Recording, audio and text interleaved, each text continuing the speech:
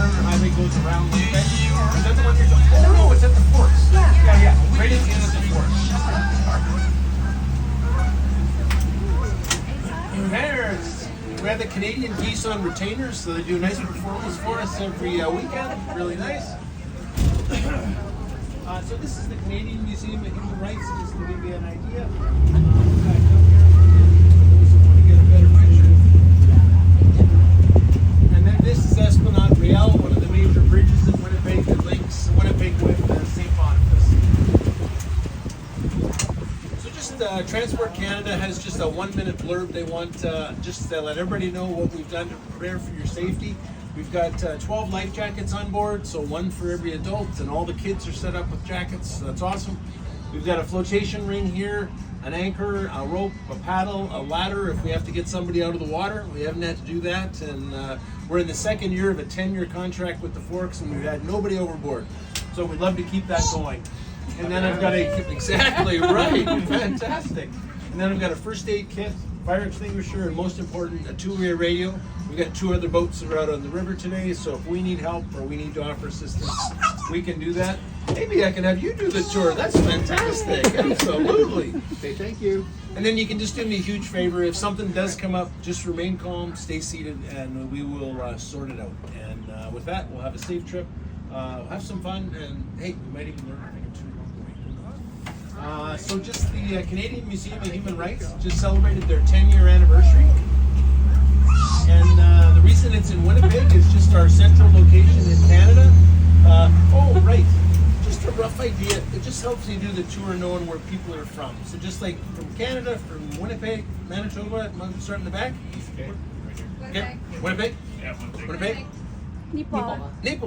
New Brunswick. New Brunswick. Wow. Nova Scotia. Nova Scotia. Okay. I am just a temporary Winnipeg. Just visiting. It just helps me do the tour knowing what people are familiar with and not. And so this is Esplanade Riel. We're known as the River City. So if you got rivers going through your city, you're going to have bridges. And we have just under 50 inside the city limits. And this is one of the finest. This is Esplanade Riel. It's named after Louis Riel. We'll talk about him quite a bit during the trip. But he's our first premier and father of the Red River Métis Nation. And the idea was this was going to be a restaurant here. So if you remember the urban legend of the $1 Million Toilet, this is where it comes from. Glenn Murray was our mayor. They gave 3 different restaurant operators a crack at it. Salisbury House was the last one. Bottom line was it's a great business for 5 months a year, but just getting your guests to and from the restaurant. Our winters are long, cold, and we'll talk about that later. Just became the economic model just wasn't working. So now it's the innovation center for the province of Manitoba. And I love my office. I love it very much, but I think that'd be an awfully cool place to work as well. And just the inspiration, Etienne Gaboret is the architect of the bridge, and the inspiration was just uniting East and West, French and English, and then First Nations and Indigenous people, with the bridge being a metaphor for that.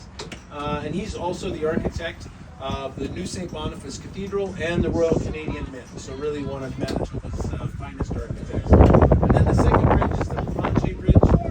You'll see some art panels, some marble art panels on the inlay there. They're a little tough to see from the boat. The idea was when you're on the walkway, just to view the art from there. And they all have Métis significance. Louis Riel was a Métis, a proud Métis. So if you get a chance, I would highly recommend just to walk across the bridge here. Provencher Boulevard is on the other side, and that's the French Quarter. And so there's all kinds of cool cafes and restaurants there. If pastry and things like that are your thing, that's definitely the place to go. So we're going to continue on. We'll do the railway bridge in the corner of intersection of Portage and Main. Yeah. Oh, okay. They just reopened the pedestrian walkway last month. It was closed for 48 years. I'd love to know what the thinking was closing it.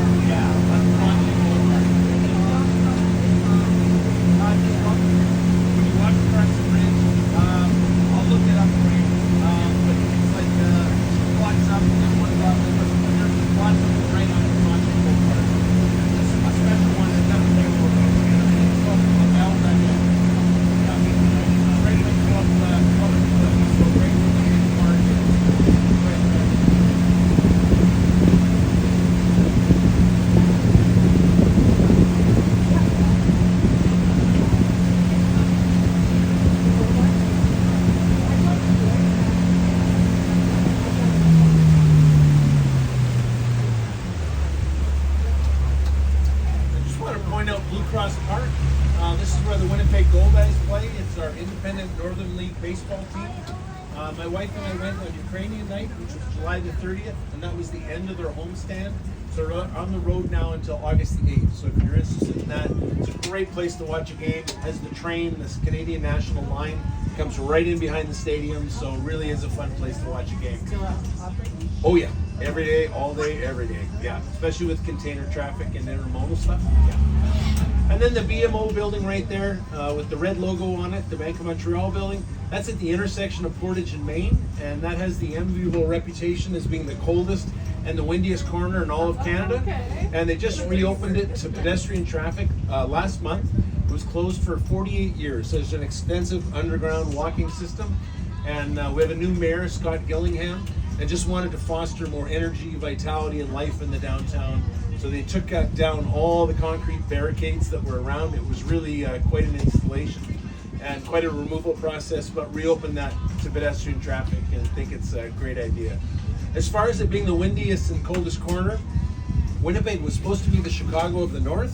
In the 40s and 50s, it was projected that Winnipeg would have between 3 and 4 million people, and it was the Panama Canal and then the interstate highway system in the United States that kind of short-circuited that. But we are still the coldest city on planet Earth with more than 750,000 people. So that claim to fame, I think we're going to have forever. On my last trip, I had a couple that was here. They had just immigrated from Russia 2 years ago, and he goes, "I'm from Siberia." And I said, "It might be colder, but no cities with 750,000 people." Anyways, it gets cold here in the winter. I had a group last week that was from Chile. They were here for Voltorama, and I was trying to explain to them that the ice will get about 3 feet thick. We'll drive trucks, cars, Zambonis on the river and skate and ski on the river. And for them, it was just like didn't make any sense. And then trying to explain what a Zamboni was, I realized, man, I'm out of my league here. So, anyways, we're gonna head up to the Winnipeg Pump House that was part of the Winnipeg Fire Department.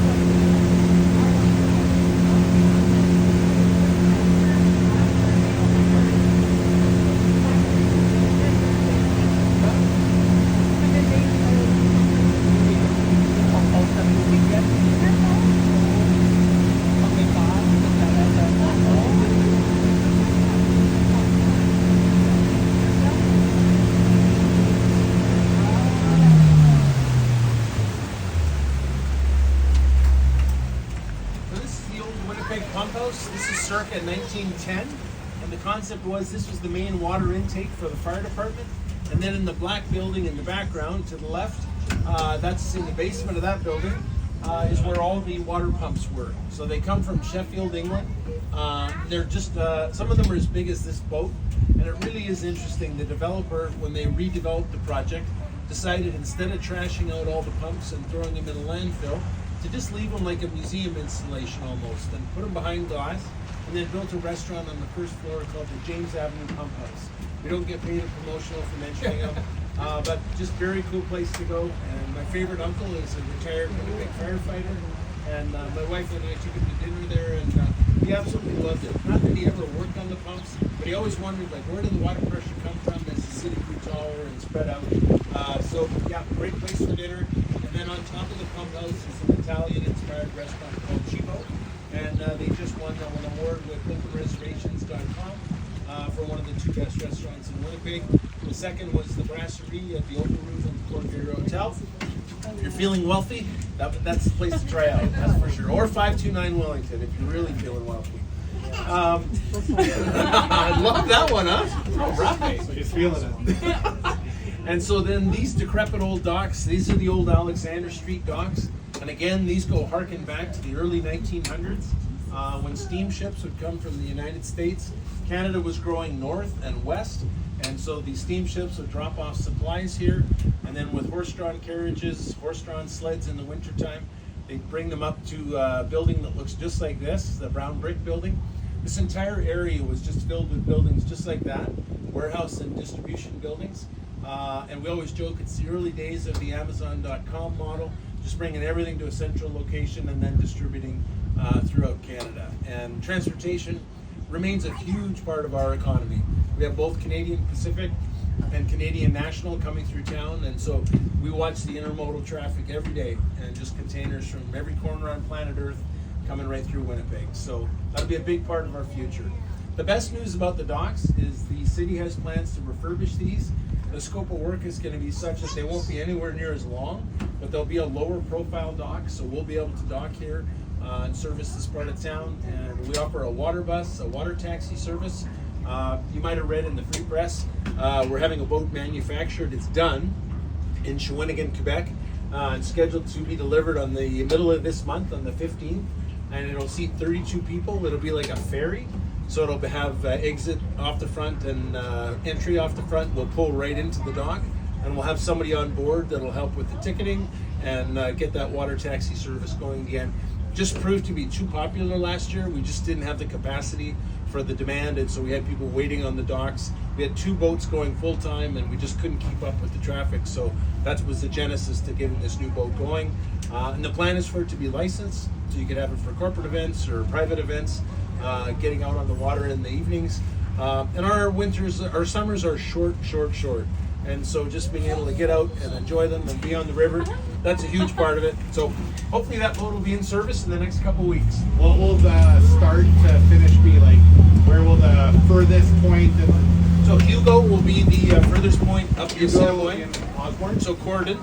Okay. So the Hugo Street Docks right on Wellington Crescent. Okay. And then it'll come all the way down to Stephen Juba Park here, which is right by, we'll get you right to the downtown. Yeah, and then so 6 stops in between those. And like we want to do the Bridge Drive-In, we want to be able to do the Wolseley area. Yeah. So it's just, we need to get out on the river more, and it's going to take some investment, but I mean, I think it's well worth it. And just most people don't have boats, you know, so to be able to get out on the river and enjoy it, like I think it's a small investment that'll really pay off. I'm biased, of course, but I think once they fix the docks, there'll be a lot of operators that'll be interested in coming back and doing a dinner service and entertainment. I don't think that's in Winnipeg Waterways' future, but I think there'll be operators that'll be interested. The demand is there for sure. And then if you look just across the river here, you'll see Fort Gibraltar coming into view. This is one of the original 4 forts that was built before Winnipeg was a city. This is on the French side of town again.